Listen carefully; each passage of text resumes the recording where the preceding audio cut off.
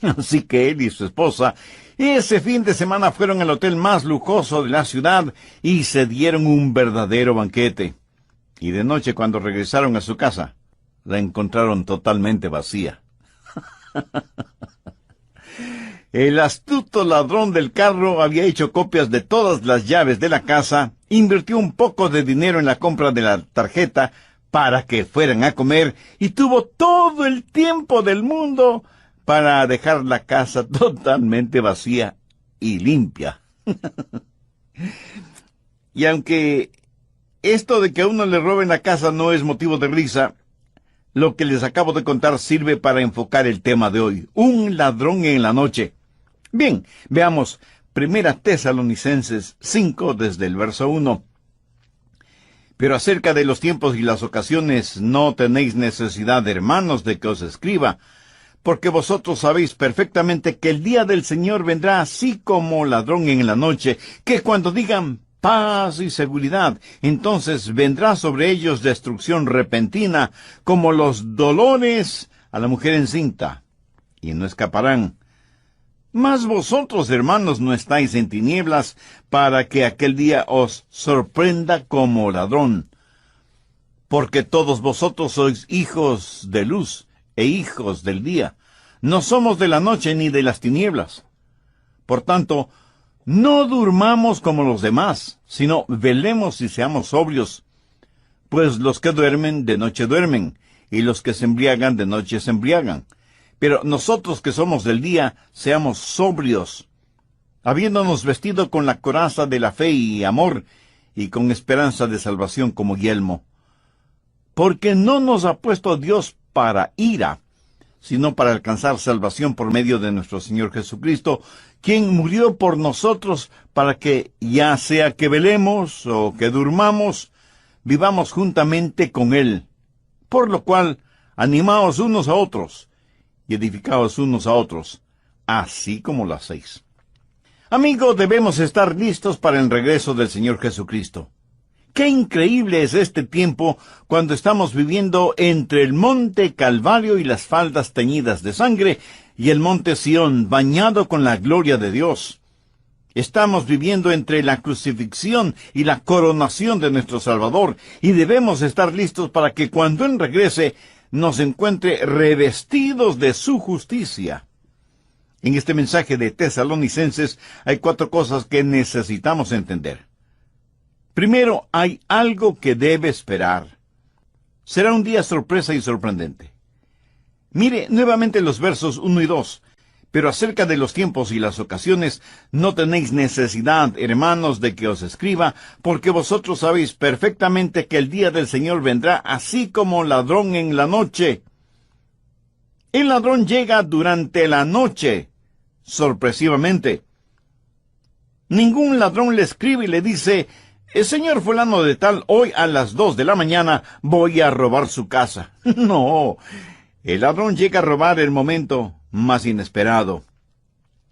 Así será la venida del Señor Jesucristo.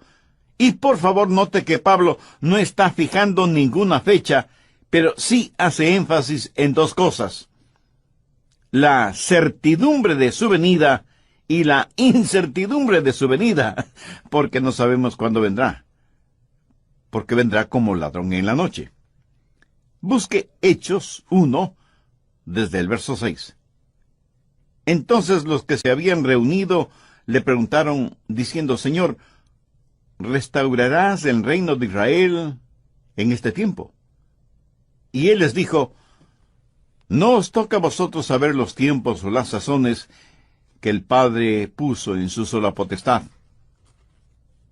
Escucha atentamente lo que voy a decir. Cualquier persona de cualquier religión o de cualquier denominación que dé una fecha exacta para el retorno del Señor Jesucristo, no solo que está mintiendo, sino que está desobedeciendo al Señor. En 1988, un religioso escribió un librito titulado 88 razones de por qué Jesús vendrá en 1988.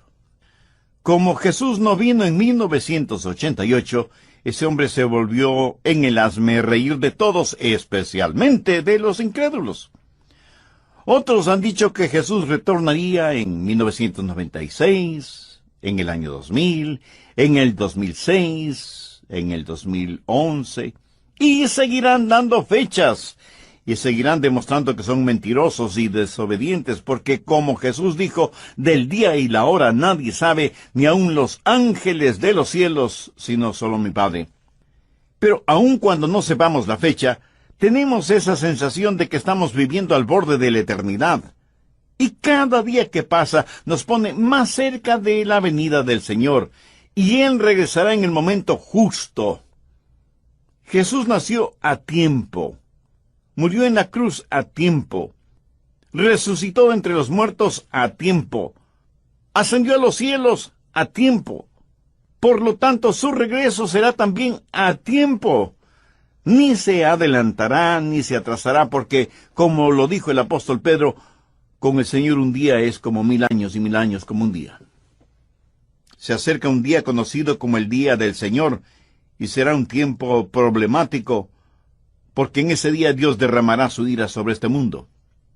Este mismo momento, las furiosas aguas de la ira de Dios están golpeando constantemente la represa de su misericordia. Al presente Dios retiene su ira. ¿Por qué? Porque, de acuerdo al apóstol Pedro, el Señor no quiere que ninguno perezca, sino que todos procedan al arrepentimiento. Segundo, usted puede escapar de una destrucción súbita.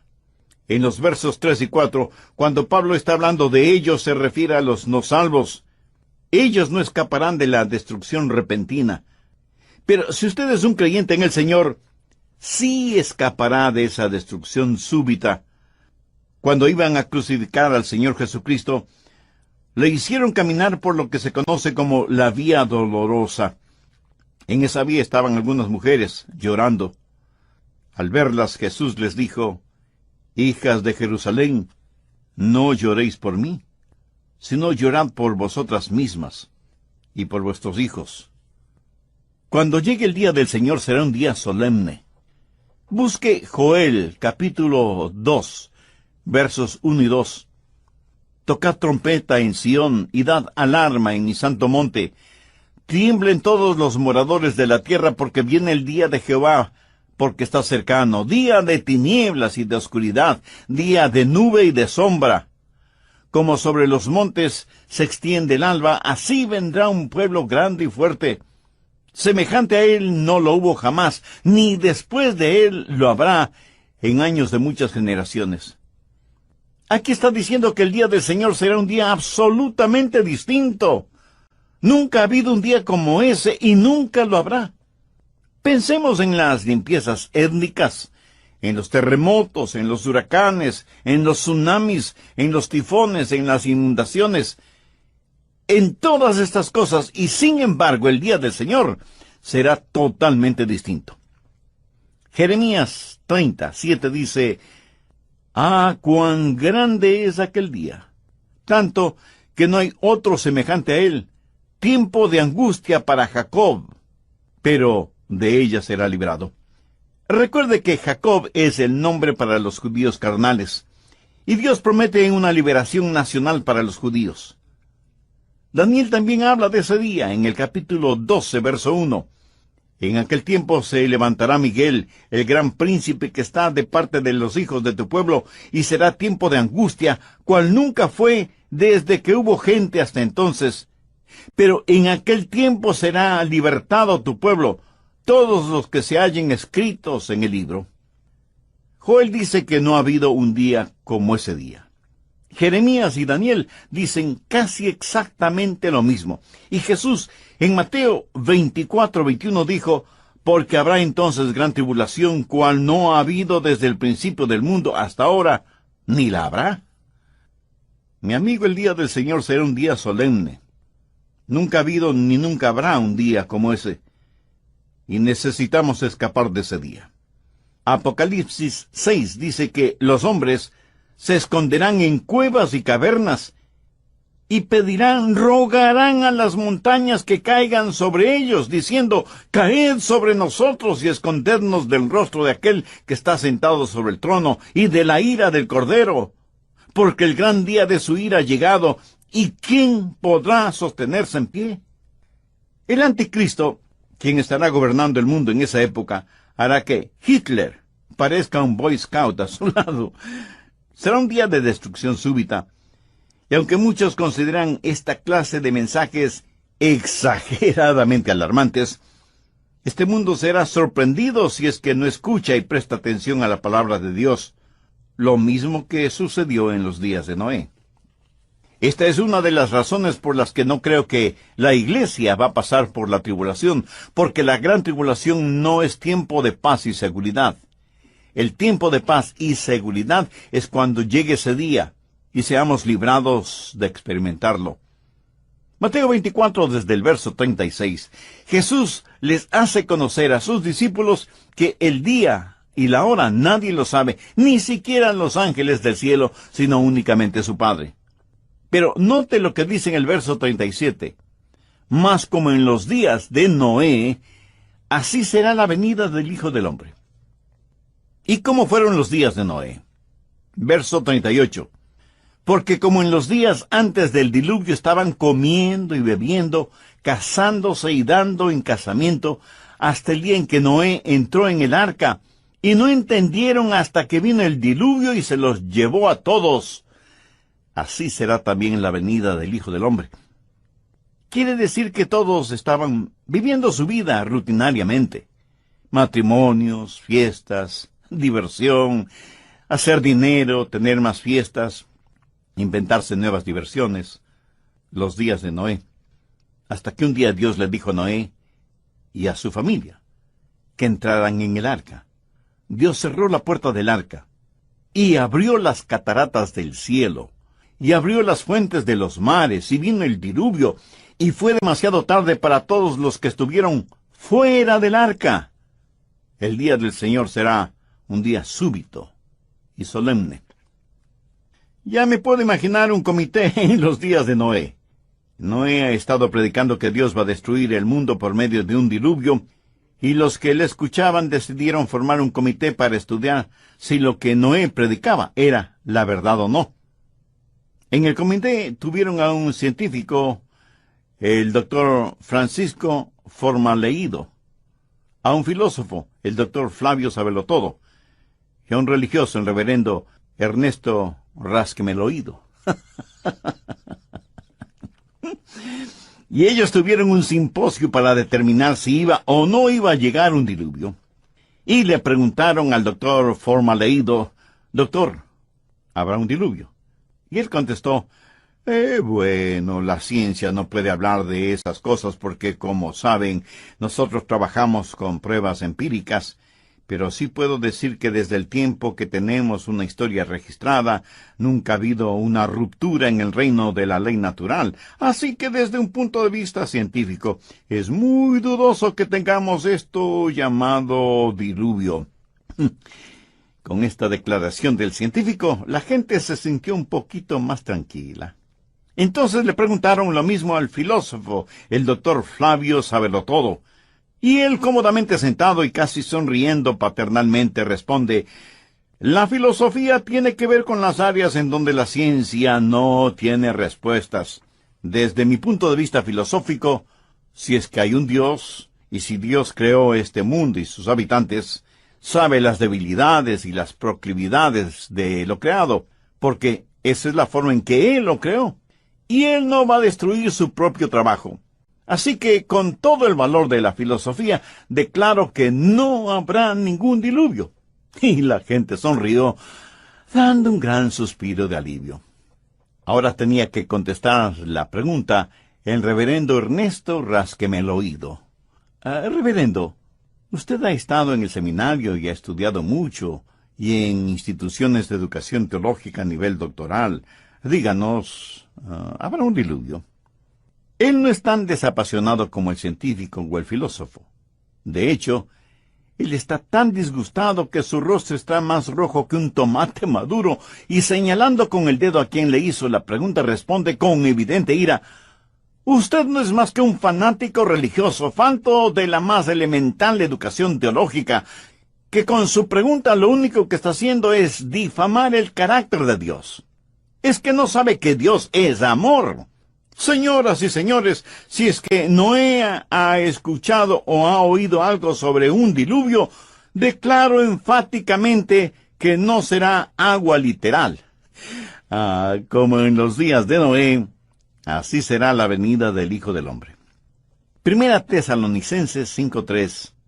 Porque cuando digan paz y seguridad, entonces vendrá sobre ellos destrucción repentina como los dolores de la mujer encinta.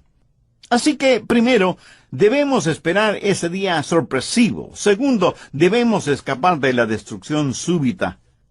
¿Qué de usted, amigo oyente? ¿Ansía la venida del Señor o teme la venida del Señor? Si usted aún no tiene una relación personal con Dios por medio de su Hijo, el Señor Jesucristo, este es el momento de tenerla. En el programa anterior dije que debemos estar listos para el regreso del Señor Jesucristo. ¡Qué increíble es este tiempo cuando estamos viviendo entre el monte Calvario y las faldas teñidas de sangre, y el monte Sión bañado con la gloria de Dios! Estamos viviendo entre la crucifixión y la coronación de nuestro Salvador, y debemos estar listos para que cuando Él regrese, nos encuentre revestidos de su justicia. Y teniendo como base bíblica Primera Tesalonicenses 5, los versos del 1 al 11, mencioné que hay 4 cosas que necesitamos entender. Primero, que hay algo que debemos esperar. Los versos 1 y 2 dicen: pero acerca de los tiempos y las ocasiones, no tenéis necesidad, hermanos, de que os escriba, porque vosotros sabéis perfectamente que el día del Señor vendrá como ladrón en la noche. Segundo, que usted puede escapar de una destrucción súbita. Bien, le invito a tener su Biblia y un cuaderno de notas a la mano para proseguir con el estudio bíblico de hoy. Le aseguro que será muy bendecido. Tercero, debemos soportar las tinieblas circundantes. Los versos del 4 al 9 de Primera Tesalonicenses 5 dicen: mas vosotros, hermanos, no estáis en tinieblas, para que aquel día os sorprenda como ladrón. Porque todos vosotros sois hijos de luz e hijos del día. No somos de la noche ni de las tinieblas. Por tanto, no durmamos como los demás, sino velemos y seamos sobrios. Pues los que duermen de noche duermen, y los que se embriagan de noche se embriagan. Pero nosotros que somos del día seamos sobrios, habiéndonos vestido con la coraza de la fe y de amor, y con la esperanza de salvación como yelmo, porque no nos ha puesto Dios para ira. Debemos soportar las tinieblas que nos rodean. Nuestro mundo actual está en tinieblas, tinieblas morales, tinieblas espirituales, tinieblas sociales, tinieblas políticas y aún tinieblas religiosas. No podemos darnos el lujo de quedarnos dormidos, aunque el mundo esté dormido. Es más, parece que el mundo hubiera sido cloroformado por Satanás y está en estado de estupor moral y espiritual. Como hijos e hijas de Dios, ¿qué podemos hacer? Primero, saber lo que está pasando y despertarse. Mire lo que dice el verso 5, porque todos vosotros sois hijos de luz e hijos del día, no somos de la noche ni de las tinieblas. Nosotros los creyentes somos los únicos en el mundo que sabemos o que debemos saber el sentido de todo lo que está pasando. Debemos estar conscientes de las cosas. Por eso predico mensajes como este. Tal vez no veamos un nuevo año, o un nuevo mes, o una nueva semana, o un nuevo día, porque Jesús puede venir en cualquier momento, y alguien me dirá: pero pastor, si todas las cosas están tan bien. Precisamente ese es mi punto. Cuando digan paz y seguridad, entonces vendrá sobre ellos destrucción repentina. Segundo, no es tiempo de dormir, sino de velar y estar sobrios. Veamos los versos 6 y 7. Por tanto, no durmamos como los demás, sino velemos y seamos sobrios, pues los que duermen de noche duermen, y los que se embriagan de noche se embriagan. Me da la impresión de que muchos van a sus respectivas iglesias con un rótulo que dice: favor no molestar. Y espero que este mensaje no haya sido como una canción de cuna para usted, sino como una llamada de atención, como el toque de una diana, como un reloj despertador. El escenario está listo, Y la segunda venida de Cristo no es una teoría que debe ser discutida, sino una verdad que debe ser vivida. No estamos supuestos a ponernos largos mantos blancos e irnos a sentar en el pico de una montaña. Jesús dijo que debíamos estar ocupados hasta cuando Él regrese. Pero, ¿qué significa estar ocupados? Si usted tiene una ocupación, ese es su trabajo. Manténgase ocupado. Dé a conocer al mundo su relación con Jesucristo. Tercero, no solo debemos estar alertas, estar despiertos y ser sobrios, sino que además debemos estar vestidos con la ropa apropiada. Mire el verso 8. Pero nosotros que somos del día, seamos sobrios, habiéndonos vestido con la coraza de la fe y de amor, y con la esperanza de salvación como yelmo. Hay dos cosas que cada creyente debe tener siempre. Primero, tener un corazón justo. Esa es la coraza de fe y de amor que cubre su corazón. Si usted ama a Jesús, usted debe amar a los demás. Usted debe poner su fe en donde Dios puso sus pecados, en el Señor Jesucristo. Esa es la coraza que necesita llevar siempre. Si no la tiene, mi amigo, usted no está listo para enfrentar estos días tenebrosos.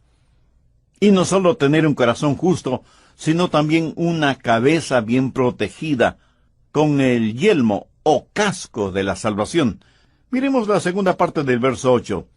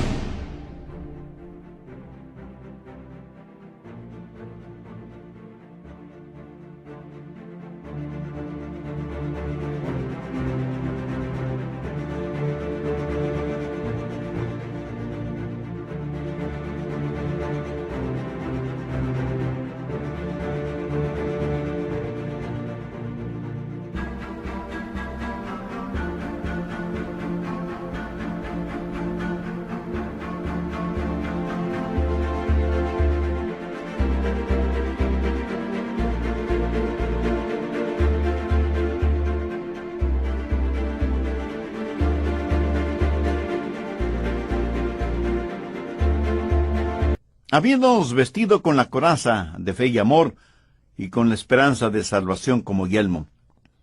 ¿Qué significa la esperanza de salvación? ¿Quiere decir que espero ser salvo? No, no significa eso. Usted no debe tener un espero salvarme, sino que debe estar seguro de su salvación. Usted debe poseer un sé que soy salvo. Porque la Biblia usa la palabra esperanza de una manera diferente a como nosotros la usamos. En la Biblia, esperanza significa una certeza absoluta basada en la palabra de Dios. Por ejemplo, a la segunda venida del Señor se la conoce como la bendita esperanza.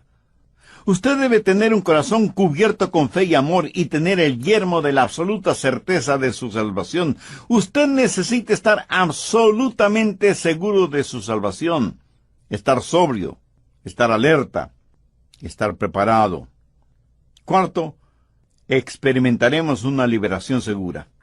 Primera Tesalonicenses 5:9. Pero no nos ha puesto Dios para ira, sino para alcanzar salvación por medio de nuestro Señor Jesucristo. Aquí la palabra salvación significa libertad o liberación. Libertad por medio de nuestro Señor Jesucristo.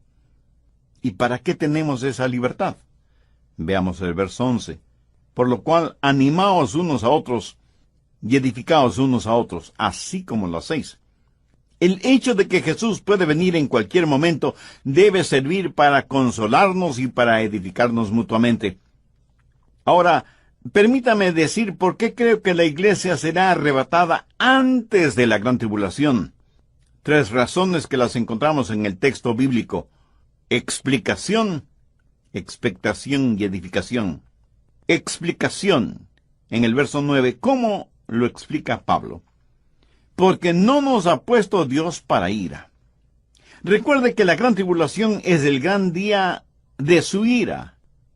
Dios disciplina a sus hijos, pero nunca derrama sobre ellos su ira.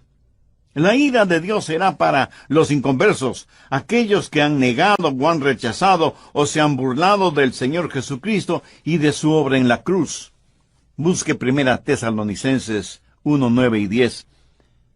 Porque ellos mismos cuentan de nosotros la manera en que nos recibisteis y cómo os convertisteis de los ídolos a Dios, para servir al Dios vivo y verdadero, y esperar de los cielos a su Hijo, al cual resucitó de los muertos, a Jesús, quien nos libra de la ira venidera. ¿Lo ve? Es Jesús quien nos libra de la ira venidera. Permítame compartir con usted dos ejemplos clásicos. Hemos hablado de los días de Noé, y cómo el diluvio no se hizo realidad, sino hasta después de que Noé y su familia estuvieron seguros en el arca. El otro ejemplo tiene que ver con Lot. Veamos Lucas 17, los versos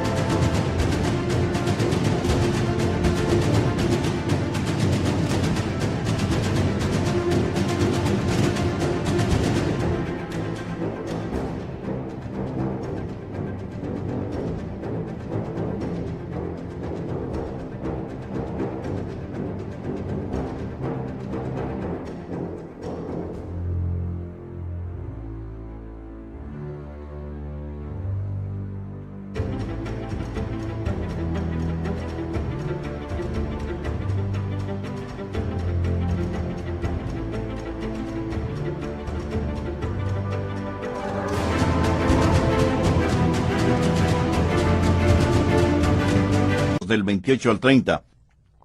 Asimismo, como sucedió en los días de Lot, comían, bebían, compraban, vendían, plantaban, edificaban. Mas el día en que Lot salió de Sodoma, llovió del cielo fuego y azufre, y los destruyó a todos. Así será el día en que el Hijo del Hombre se manifieste. En los días de Lot, la gente vivía desaprensivamente. Comían, bebían, hacían negocios, se divertían, y sus diversiones estaban marcadas por perversiones sexuales. Hay que notar que los días de Lot estaban también marcados por prosperidad económica. El mercado de valores estaba en la cúspide cuando cayó fuego y azufre sobre Sodoma y Gomorra. Y alguien seguramente me preguntará, Pastor Rogers, ¿cómo sabe usted que era así? Buena pregunta. Busque Ezequiel 16:49. He aquí que esta fue la maldad de Sodoma tu hermana: soberbia, saciedad de pan y abundancia de ociosidad tuvieron ella y sus hijas, y no fortaleció la mano del afligido y del menesteroso. Pero lo peor eran las abominaciones sexuales, pecado del cual no se avergonzaban.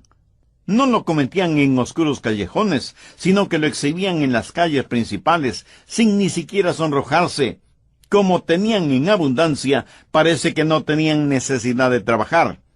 Y no solo tenían abundancia de pan, sino también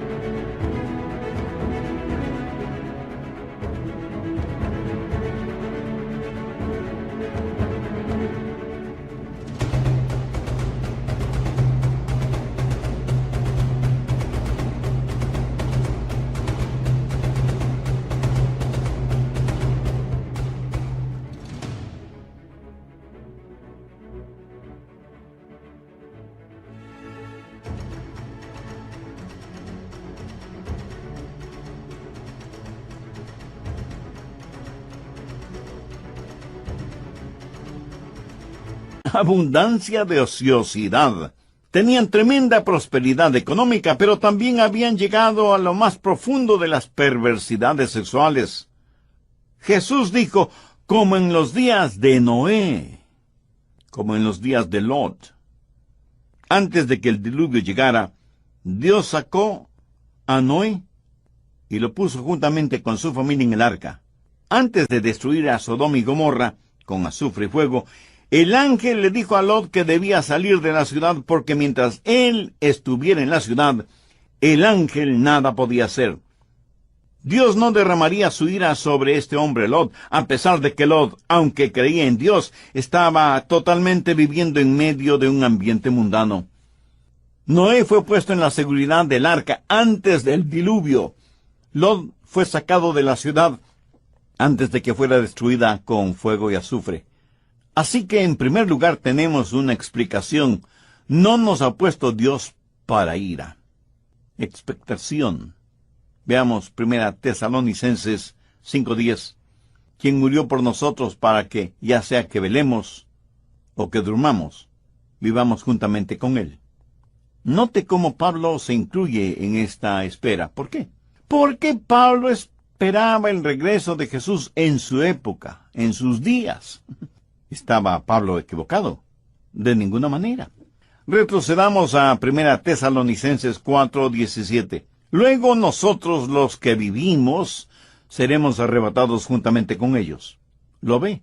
Seremos arrebatados. Significa que Pablo se incluía en este evento. Y esto fue hace más de 2000 años. O sea que ellos en ese tiempo ya estaban viviendo al borde de la eternidad. Exactamente como nosotros ahora. El apóstol Juan en su primera epístola dice, hijitos, ya es el último tiempo. Y así como Pablo esperaba a Jesús, nosotros también debemos esperarlo.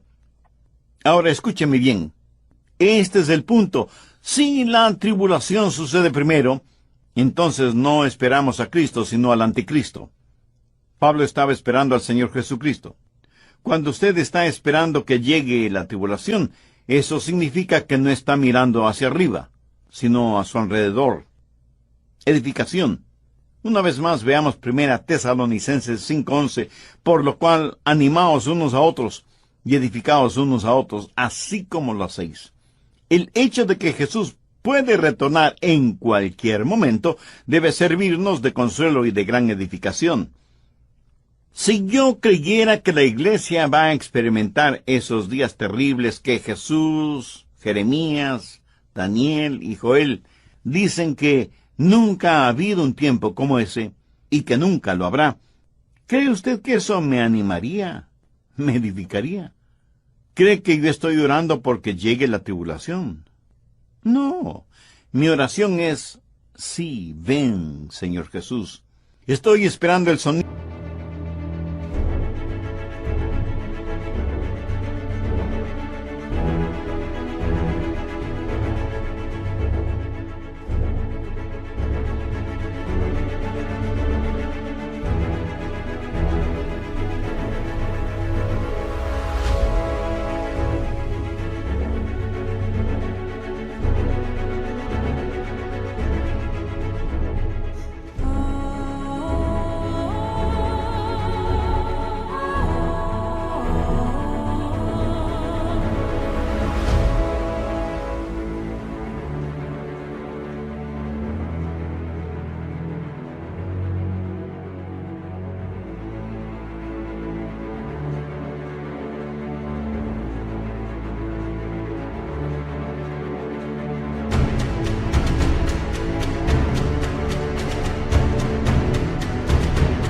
De la trompeta en cualquier momento.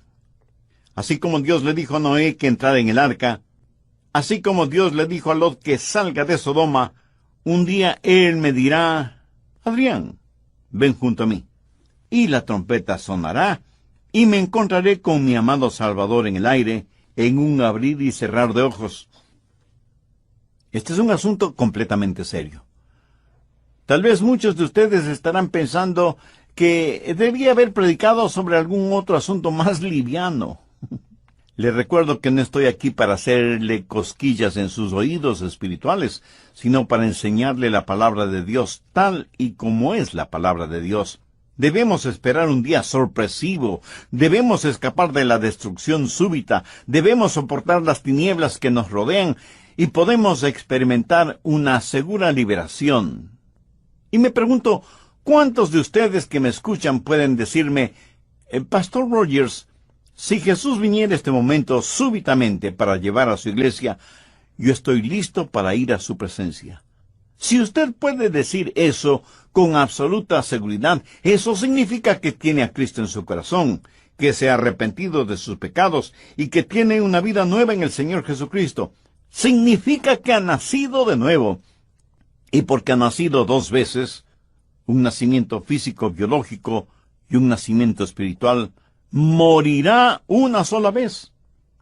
Usted y yo pertenecemos a la familia de Dios, y es mi hermana o mi hermano en el incomparable amor del Señor Jesucristo. Pero si usted no ha nacido de nuevo, le tengo muy buenas noticias. Hoy mismo puede ponerse la coraza de la fe y de amor y el yelmo de salvación. Puede ser salvo hoy y por toda la eternidad, si cree sinceramente en Jesús y deposita toda su confianza en Él. Voy a orar una oración y le invito para que usted con sus propias palabras la repita. Puede orar en voz alta o en voz baja, o silenciosamente si así lo prefiere. Pero lo importante es que su oración la diga con fe, con sinceridad, con convicción, sabiendo que Dios ve la intención y la motivación de su corazón. Querido Dios, sé que me amas y quieres salvarme. También sé que como pecador lo que merezco es tu juicio, lo que merezco es que derrames tu justa ira sobre mí. Pero vengo a implorar tu gracia y tu misericordia en los méritos de tu amado Hijo Jesucristo, quien entregó su vida en la cruz para salvarme. Señor Jesús, tu promesa es que si creo en ti me salvarás.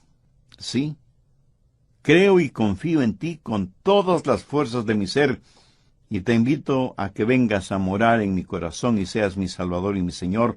Perdóname, límpiame, sáname, sálvame.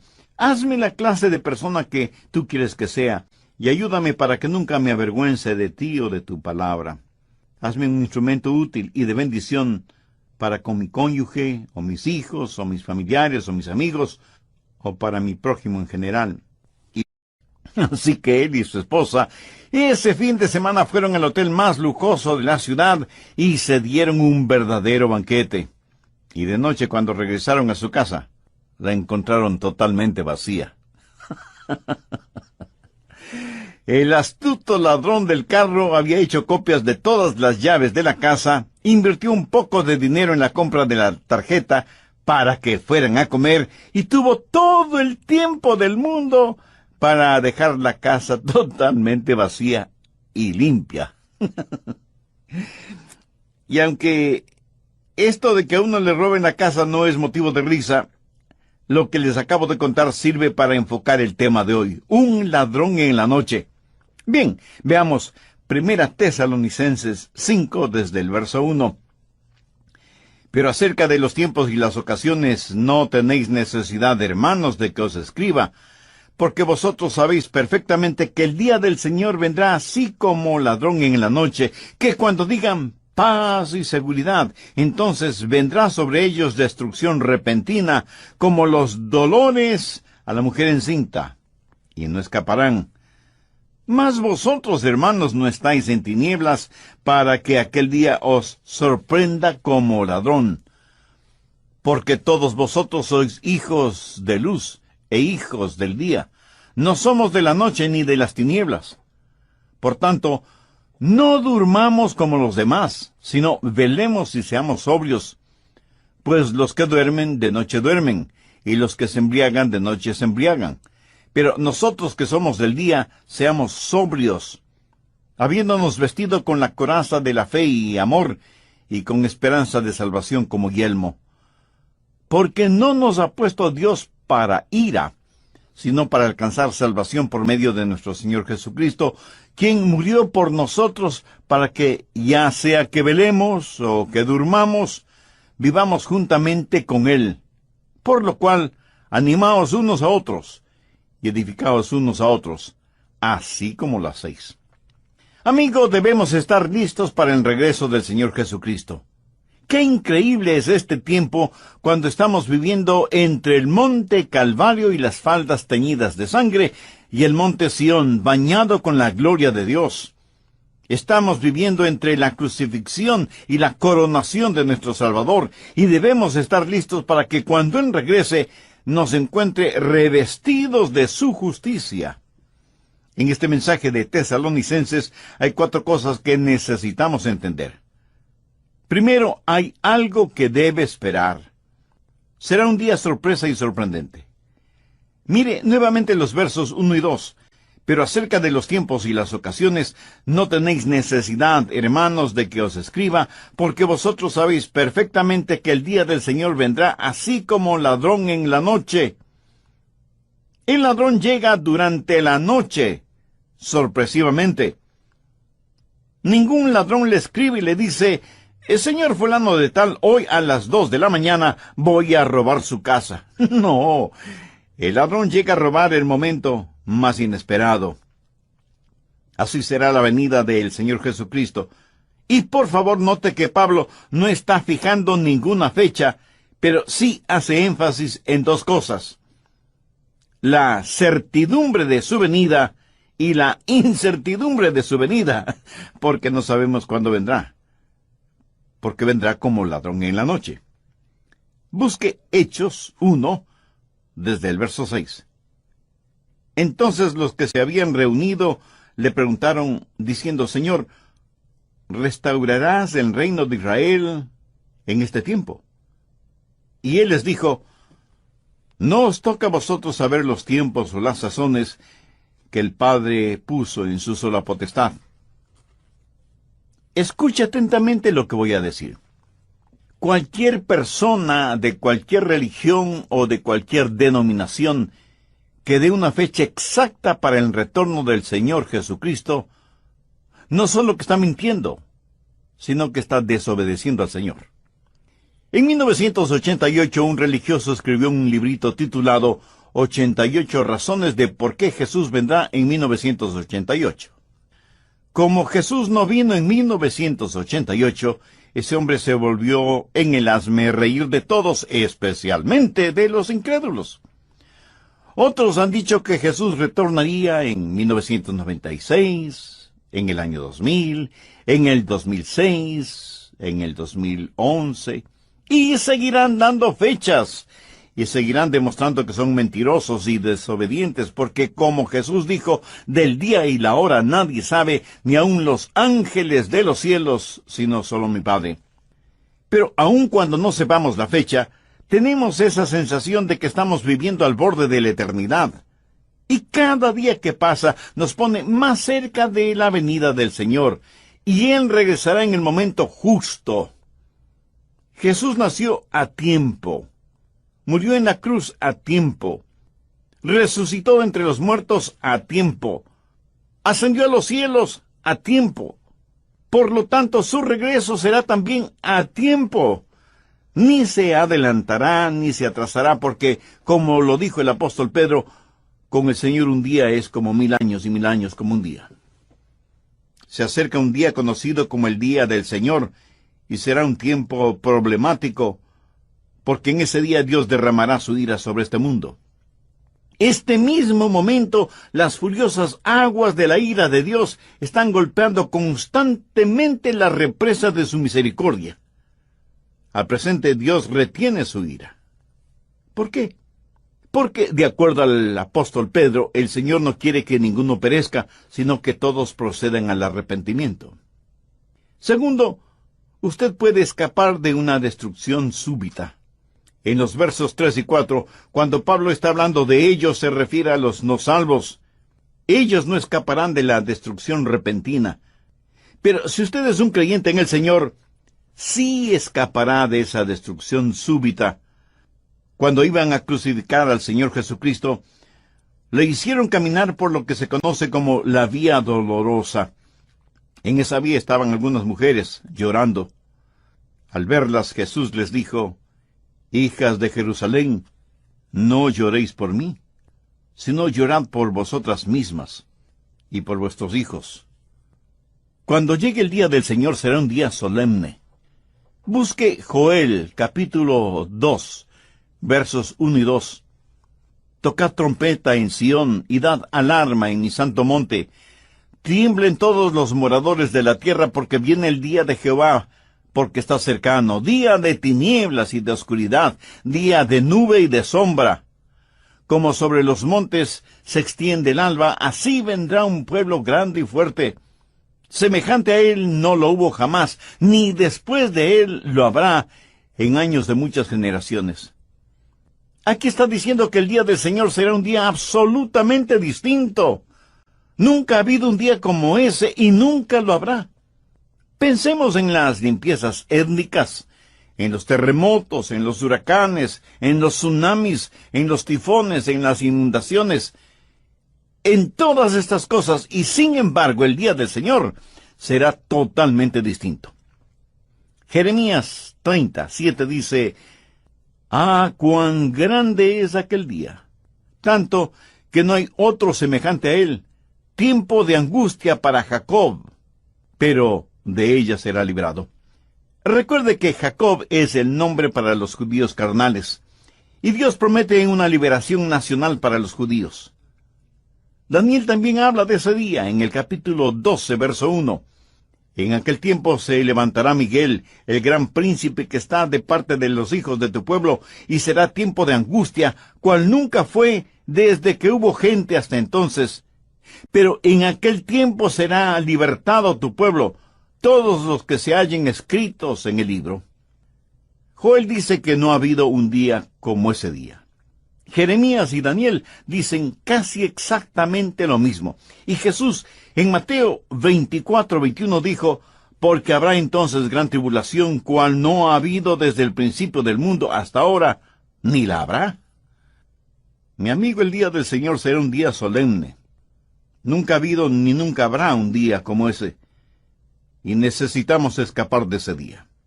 Apocalipsis 6 dice que los hombres se esconderán en cuevas y cavernas, y pedirán, rogarán a las montañas que caigan sobre ellos, diciendo: «Caed sobre nosotros y escondednos del rostro de aquel que está sentado sobre el trono, y de la ira del Cordero, porque el gran día de su ira ha llegado, ¿y quién podrá sostenerse en pie?».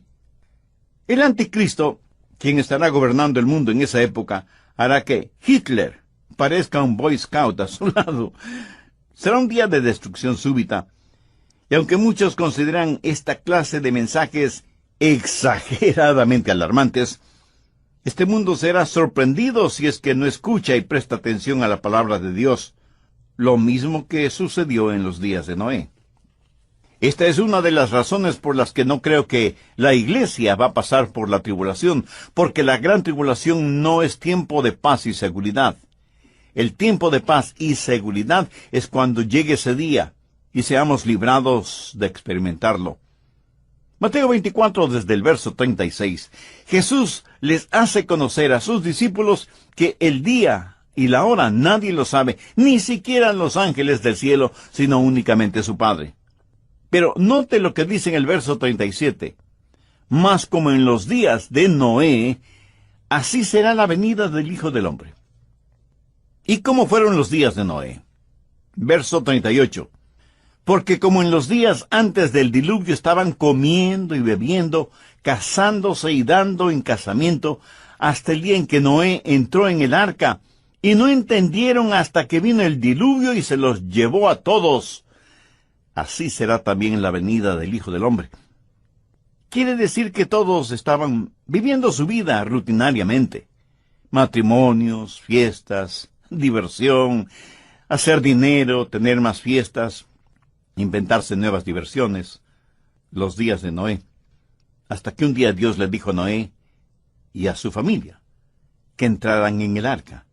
Dios cerró la puerta del arca y abrió las cataratas del cielo y abrió las fuentes de los mares y vino el diluvio y fue demasiado tarde para todos los que estuvieron fuera del arca. El día del Señor será un día súbito y solemne. Ya me puedo imaginar un comité en los días de Noé. Noé ha estado predicando que Dios va a destruir el mundo por medio de un diluvio, y los que le escuchaban decidieron formar un comité para estudiar si lo que Noé predicaba era la verdad o no. En el comité tuvieron a un científico, el doctor Francisco Formaleído, a un filósofo, el doctor Flavio Sabelotodo, y a un religioso, el reverendo Ernesto Rasquemeloído. Y ellos tuvieron un simposio para determinar si iba o no iba a llegar un diluvio. Y le preguntaron al doctor Formaleído: doctor, ¿habrá un diluvio? Y él contestó: bueno, la ciencia no puede hablar de esas cosas porque, como saben, nosotros trabajamos con pruebas empíricas, pero sí puedo decir que desde el tiempo que tenemos una historia registrada, nunca ha habido una ruptura en el reino de la ley natural. Así que desde un punto de vista científico, es muy dudoso que tengamos esto llamado diluvio. Con esta declaración del científico, la gente se sintió un poquito más tranquila. Entonces le preguntaron lo mismo al filósofo, el doctor Flavio Sabelotodo, y él, cómodamente sentado y casi sonriendo paternalmente, responde: la filosofía tiene que ver con las áreas en donde la ciencia no tiene respuestas. Desde mi punto de vista filosófico, si es que hay un Dios, y si Dios creó este mundo y sus habitantes, sabe las debilidades y las proclividades de lo creado, porque esa es la forma en que Él lo creó, y Él no va a destruir su propio trabajo. Así que, con todo el valor de la filosofía, declaro que no habrá ningún diluvio. Y la gente sonrió, dando un gran suspiro de alivio. Ahora tenía que contestar la pregunta el reverendo Ernesto Rasquemeloído. Reverendo, usted ha estado en el seminario y ha estudiado mucho, y en instituciones de educación teológica a nivel doctoral. Díganos, ¿habrá un diluvio? Él no es tan desapasionado como el científico o el filósofo.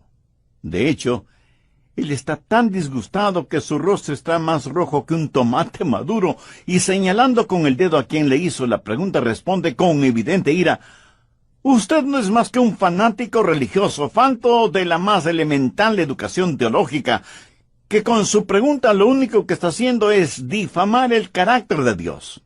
Es que no sabe que Dios es amor. Señoras y señores, si es que Noé ha escuchado o ha oído algo sobre un diluvio, declaro enfáticamente que no será agua literal. Como en los días de Noé, así será la venida del Hijo del Hombre. Primera Tesalonicenses 5:3. Porque cuando digan paz y seguridad, entonces vendrá sobre ellos destrucción repentina como los dolores de la mujer encinta. Así que, primero, debemos esperar ese día sorpresivo. Segundo, debemos escapar de la destrucción súbita. ¿Qué de usted, amigo oyente? ¿Ansía la venida del Señor o teme la venida del Señor? Si usted aún no tiene una relación personal con Dios por medio de su Hijo, el Señor Jesucristo, este es el momento de tenerla. En el programa anterior dije que debemos estar listos para el regreso del Señor Jesucristo. ¡Qué increíble es este tiempo cuando estamos viviendo entre el monte Calvario y las faldas teñidas de sangre, y el monte Sión bañado con la gloria de Dios! Estamos viviendo entre la crucifixión y la coronación de nuestro Salvador, y debemos estar listos para que cuando Él regrese, nos encuentre revestidos de su justicia. Y teniendo como base bíblica Primera Tesalonicenses 5, los versos del 1 al 11, mencioné que hay 4 cosas que necesitamos entender. Primero, que hay algo que debemos esperar. Los versos 1 y 2 dicen: pero acerca de los tiempos y las ocasiones, no tenéis necesidad, hermanos, de que os escriba, porque vosotros sabéis perfectamente que el día del Señor vendrá como ladrón en la noche. Segundo, que usted puede escapar de una destrucción súbita. Bien, le invito a tener su Biblia y un cuaderno de notas a la mano para proseguir con el estudio bíblico de hoy. Le aseguro que será muy bendecido. Tercero, debemos soportar las tinieblas circundantes. Los versos del 4 al 9 de Primera Tesalonicenses 5 dicen: mas vosotros, hermanos, no estáis en tinieblas, para que aquel día os sorprenda como ladrón. Porque todos vosotros sois hijos de luz e hijos del día. No somos de la noche ni de las tinieblas. Por tanto, no durmamos como los demás, sino velemos y seamos sobrios. Pues los que duermen de noche duermen, y los que se embriagan de noche se embriagan. Pero nosotros que somos del día, seamos sobrios, habiéndonos vestido con la coraza de la fe y de amor, y con la esperanza de salvación como yelmo, porque no nos ha puesto Dios para ira. Debemos soportar las tinieblas que nos rodean.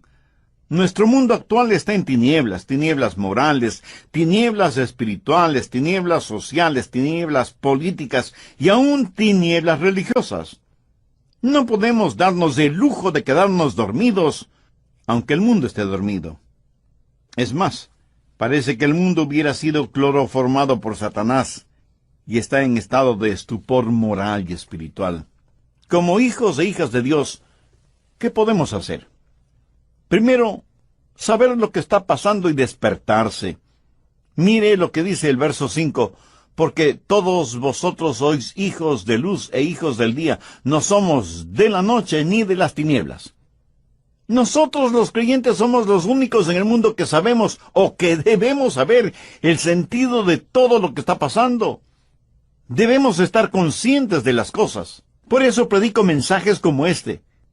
Tal vez no veamos un nuevo año, o un nuevo mes, o una nueva semana, o un nuevo día, porque Jesús puede venir en cualquier momento, y alguien me dirá, pero pastor, si todas las cosas están tan bien.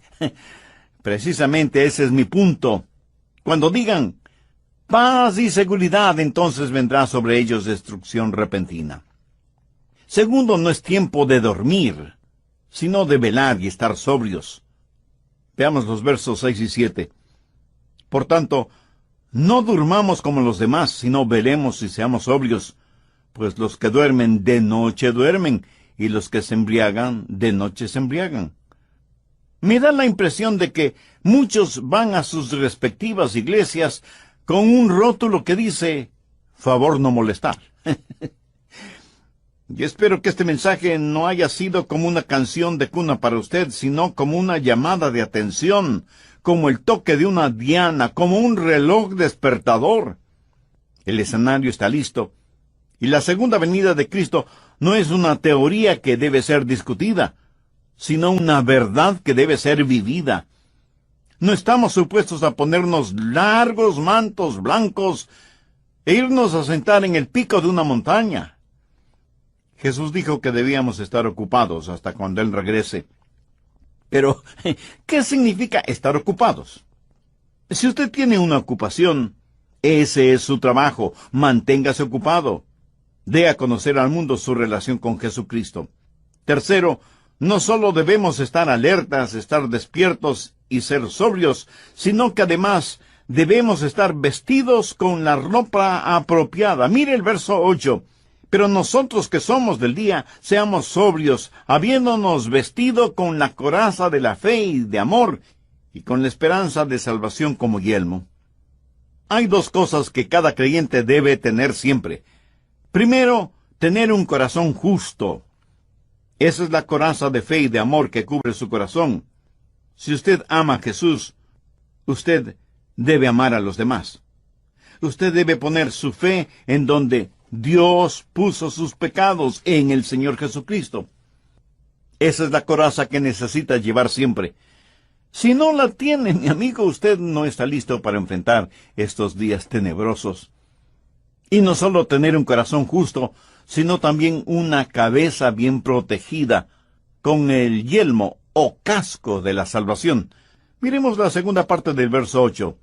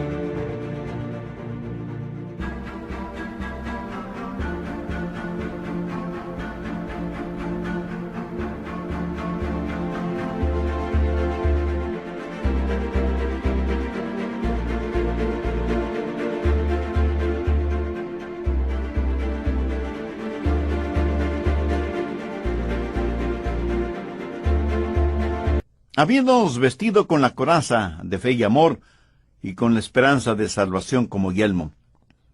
¿Qué significa la esperanza de salvación? ¿Quiere decir que espero ser salvo? No, no significa eso. Usted no debe tener un espero salvarme, sino que debe estar seguro de su salvación. Usted debe poseer un sé que soy salvo, porque la Biblia usa la palabra esperanza de una manera diferente a como nosotros la usamos. En la Biblia, esperanza significa una certeza absoluta basada en la palabra de Dios. Por ejemplo, a la segunda venida del Señor se la conoce como la bendita esperanza. Usted debe tener un corazón cubierto con fe y amor y tener el yermo de la absoluta certeza de su salvación. Usted necesita estar absolutamente seguro de su salvación, estar sobrio, estar alerta, estar preparado. Cuarto, experimentaremos una liberación segura. Primera Tesalonicenses 5:9. Pero no nos ha puesto Dios para ira, sino para alcanzar salvación por medio de nuestro Señor Jesucristo. Aquí la palabra salvación significa libertad o liberación. Libertad por medio de nuestro Señor Jesucristo. ¿Y para qué tenemos esa libertad? Veamos el verso 11. Por lo cual, animaos unos a otros y edificaos unos a otros, así como lo hacéis. El hecho de que Jesús puede venir en cualquier momento debe servir para consolarnos y para edificarnos mutuamente. Ahora, permítame decir por qué creo que la iglesia será arrebatada antes de la gran tribulación. 3 razones que las encontramos en el texto bíblico: explicación, expectación y edificación. Explicación. En el verso 9, ¿cómo lo explica Pablo? Porque no nos ha puesto Dios para ira. Recuerde que la gran tribulación es el gran día de su ira. Dios disciplina a sus hijos, pero nunca derrama sobre ellos su ira. La ira de Dios será para los inconversos, aquellos que han negado o han rechazado o se han burlado del Señor Jesucristo y de su obra en la cruz. Busque 1 Tesalonicenses 1, 9 y 10.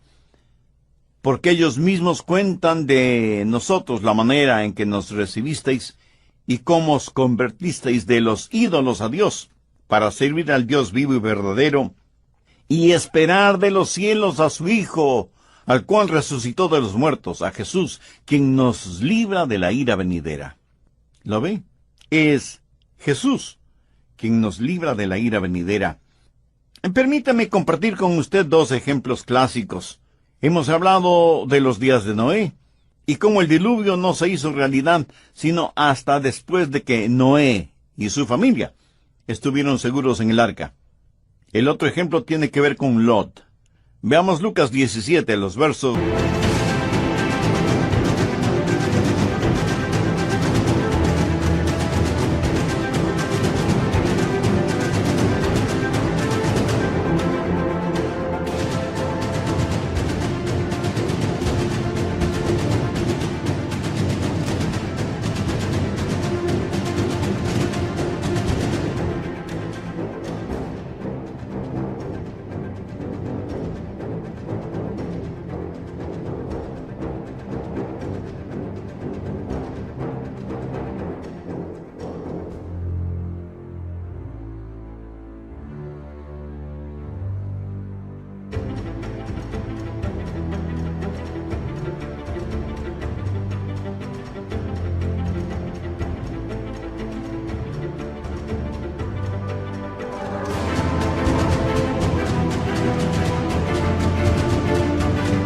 del 28 al 30.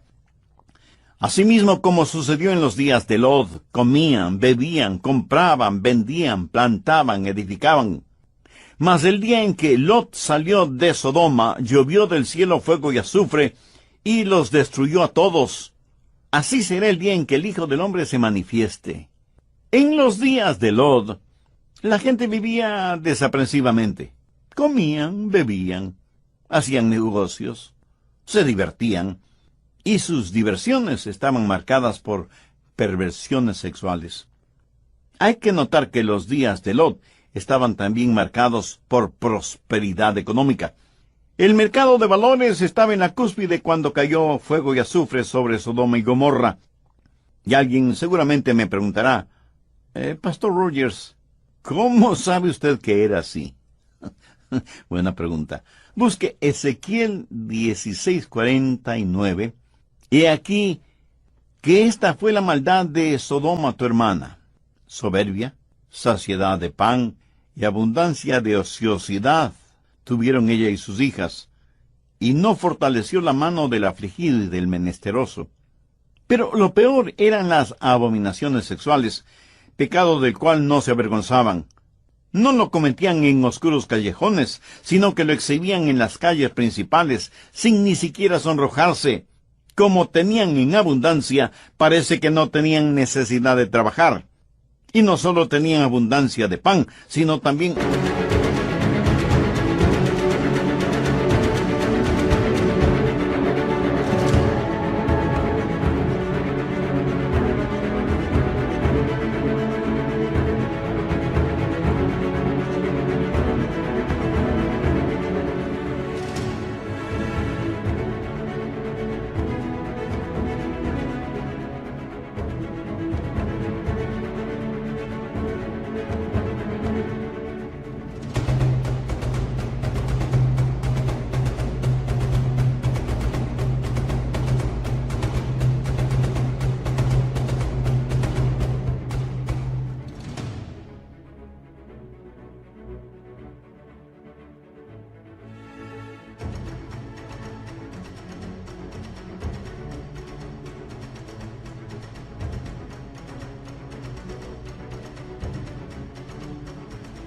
abundancia de ociosidad. Tenían tremenda prosperidad económica, pero también habían llegado a lo más profundo de las perversidades sexuales. Jesús dijo, como en los días de Noé, como en los días de Lot. Antes de que el diluvio llegara, Dios sacó a Noé y lo puso juntamente con su familia en el arca. Antes de destruir a Sodoma y Gomorra con azufre y fuego, el ángel le dijo a Lot que debía salir de la ciudad porque mientras él estuviera en la ciudad, el ángel nada podía hacer. Dios no derramaría su ira sobre este hombre Lot, a pesar de que Lot, aunque creía en Dios, estaba totalmente viviendo en medio de un ambiente mundano. Noé fue puesto en la seguridad del arca antes del diluvio. Lot fue sacado de la ciudad antes de que fuera destruida con fuego y azufre. Así que en primer lugar tenemos una explicación. No nos ha puesto Dios para ira. Expectación. Veamos 1 Tesalonicenses 5:10. Quien murió por nosotros para que, ya sea que velemos o que durmamos, vivamos juntamente con Él. Note cómo Pablo se incluye en esta espera. ¿Por qué? Porque Pablo esperaba el regreso de Jesús en su época, en sus días. ¿Estaba Pablo equivocado? De ninguna manera. Retrocedamos a 1 Tesalonicenses 4:17. Luego nosotros los que vivimos seremos arrebatados juntamente con ellos. ¿Lo ve? Seremos arrebatados. Significa que Pablo se incluía en este evento. Y esto fue hace más de 2000 años. O sea que ellos en ese tiempo ya estaban viviendo al borde de la eternidad, exactamente como nosotros ahora. El apóstol Juan en su primera epístola dice, hijitos, ya es el último tiempo. Y así como Pablo esperaba a Jesús, nosotros también debemos esperarlo.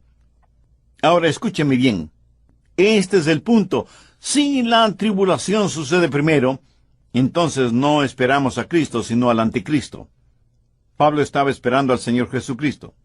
Cuando usted está esperando que llegue la tribulación, eso significa que no está mirando hacia arriba, sino a su alrededor.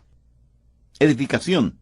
Una vez más veamos 1 Tesalonicenses 5:11, por lo cual animaos unos a otros y edificaos unos a otros, así como lo hacéis. El hecho de que Jesús puede retornar en cualquier momento debe servirnos de consuelo y de gran edificación. Si yo creyera que la iglesia va a experimentar esos días terribles que Jesús, Jeremías, Daniel y Joel dicen que nunca ha habido un tiempo como ese y que nunca lo habrá. ¿Cree usted que eso me animaría? ¿Me edificaría? ¿Cree que yo estoy orando porque llegue la tribulación? No, mi oración es: sí, ven, Señor Jesús. Estoy esperando el sonido